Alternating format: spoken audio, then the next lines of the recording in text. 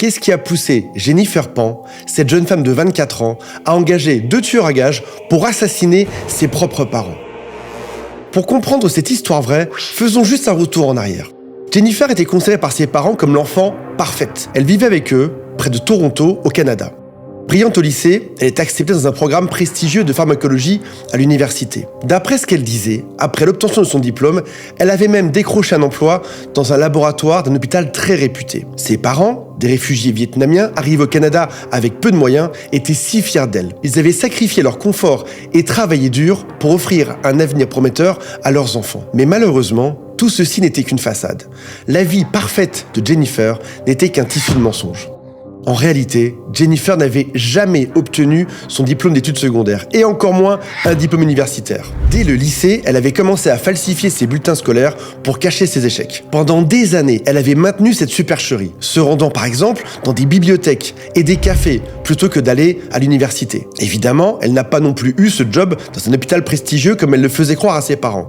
Elle avait même été jusqu'à inventer des événements, comme une cérémonie de remise des diplômes, en affirmant à ses parents qu'ils ne pouvaient pas être là à cause d'un nombre limité de places dans l'amphithéâtre. La pression exercée par ses parents a joué un rôle clé dans cette spirale de mensonges. Ils considéraient la réussite scolaire de leur fille comme leur priorité absolue. Par exemple, Jennifer n'avait pas le droit d'aller à des fêtes ou de sortir avec des amis, encore moins de fréquenter des garçons. C'était hors de question. Jennifer prétendait être bénévole à l'hôpital des enfants malades. Cependant, ses parents ont commencé à se méfier lorsqu'ils ont remarqué qu'elle n'avait ni badge ni uniforme d'hôpital. Un jour, sa mère l'a suivie jusqu'à son prétendu lieu de travail et elle a découvert la supercherie.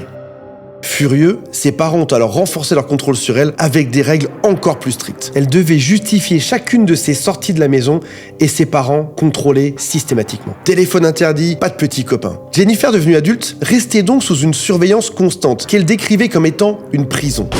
Se sentant piégée, elle commence à nourrir une haine grandissante envers ses parents. Avec l'aide de Daniel, son petit ami, elle met au point un plan pour les éliminer.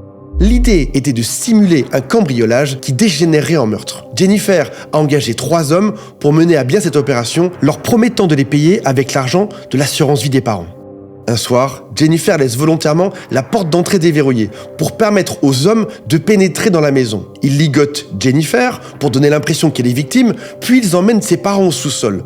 Là, ils abattent la mère, qui décède sur le coup, et ils tirent sur son père, qui survit miraculeusement à ses blessures graves. À l'hôpital, malgré son état, il réussit à fournir des détails troublants à la police. Notamment, il raconte que Jennifer avait parlé calmement aux assaillants au premier étage, ce qui soulève alors des soupçons. Lors des interrogatoires, Jennifer donne plusieurs versions contradictoires des événements. Les enquêteurs découvrent rapidement des échanges de messages entre Jennifer et les tueurs, prouvant qu'elle avait orchestré l'attaque. Lors du procès, Jennifer et ses complices sont reconnus coupables de meurtre prémédité. Jennifer a été condamnée à la prison à perpétuité sans possibilité de libération conditionnelle avant 25 ans. L'histoire de Jennifer soulève des questions troublantes sur l'impact des attentes parentales excessives et les conséquences d'un contrôle oppressant. Bien que son crime soit inexcusable, il montre à quel point la pression des parents peut conduire à des dérives. Et cette tragédie reste un exemple marquant de l'impact psychologique des relations familiales toxiques.